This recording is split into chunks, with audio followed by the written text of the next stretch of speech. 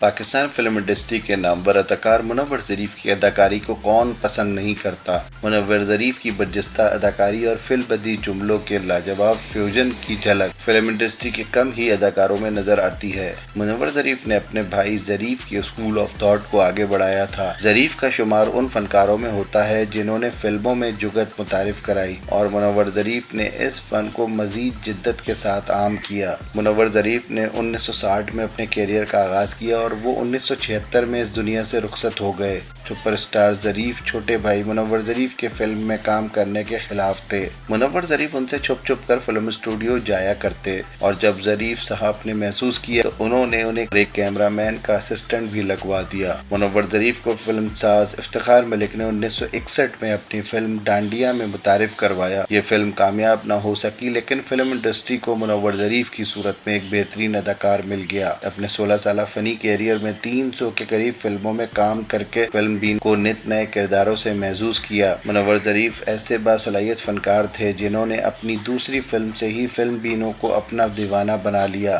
Film Malangi میں منور Zarif نے اپنے ساتھی اداکار زلفی کے ساتھ مل کر نئی روایت قائم کی جس میں انہوں نے ساری فلم نثر میں ڈائیلاگ بولنے کے بجائے شاعری اور ردیف قافیہ کا خیال رکھتے ہوئے مکالمے بول کر فلم بینوں کو اپنا دیوانہ بنایا۔ تیری باہوں میں آجا میرے راجا، باہوں میں آجا، یہ نال میں کسی ٹرک تھلے آجا۔ 70 میں فلم ہیر رانجھا میں سعید کھیڑے کے کردار میں منور ظریف نے بھی خوب دھاس سمیٹی۔ منور ظریف کو بیک وقت پنجابی اور اردو فلموں میں پسند کیا جا رہا تھا۔ فلم بہارو پھول برتاؤ میں وحید مراد اور رانی بیگم کی جوڑی کے ساتھ منور ظریف کو کامیابی کے طور پر بہت سراہا گیا۔ مذکورہ فلم کے لیے منور ظریف کو بہترین کامیڈین کا نگار ایوارڈ جبکہ فلم عشق دیوانہ ہے میں انہیں خصوصی نگار ایوارڈ سے نوازا گیا۔ فلم نوکر ووٹی دا کی انڈیا میں ہو بہو نقل بنائی گئی۔ منور ظریف اور رنگیلا پاکستانی فلموں میں سب سے زیادہ پسند کیے جانے والے مزاحیہ اداکار تھے۔ ان دونوں نے پنجابی فلموں میں ہیرو کے دوست یا ویلن کے ساتھی کے طور پر کئی کردار ادا کیے۔ اس وقت کے فلم بین جب سینما سے باہر نکلتے تو ان کے لبوں پر ان مزاحیہ اداکاروں کے دلچسپ فقرے ہوا کرتے تھے۔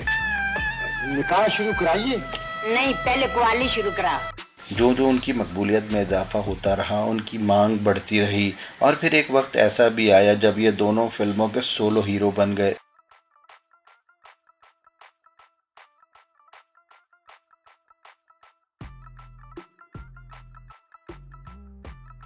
فلم سازوں نے ان کے ذاتی ناموں پر فلمیں بنائی جس میں رنگیلا اور منور ظریف کے علاوہ کچھ اور فلمیں بھی شامل ہیں۔ منور ظریف ایک ٹرینڈ میکر فنکار تھے، ساتھی فنکار ان کے سٹائل جبکہ لوگ ان کے لباس کو کاپی کرتے۔ ان کی موت کے بعد ان کو کاپی کرنے کا رواج زور پکڑ گیا۔ ان کے فن سے متاثرہ فنکار کی تعداد نصف درجن کے قریب تھی جن میں علی اعجاز، البیلا، عمر شریف اور کچھ دیگر فنکار شامل ہیں۔ اس میں کوئی شک نہیں کہ نئی نسل منور ظریف جیسے لیجنڈ اداکاروں سے ناواقف ہیں۔ اس کا ذمہ دار کون ہے کوئی نہیں جانتا۔ کیا یہ اچھا ہوتا کہ متعلقہ شعبے سے وابستہ ذمہ داران اس امر پر توجہ دیں کہ آنے والی نسل کو بھی ماضی کی فلم انڈسٹری کی سرگرمیوں اور معروف فنکاروں کو جانیں۔ ویڈیو کے بارے میں اپنی رائے کا اظہار کمنٹس میں کریں۔ شکریہ۔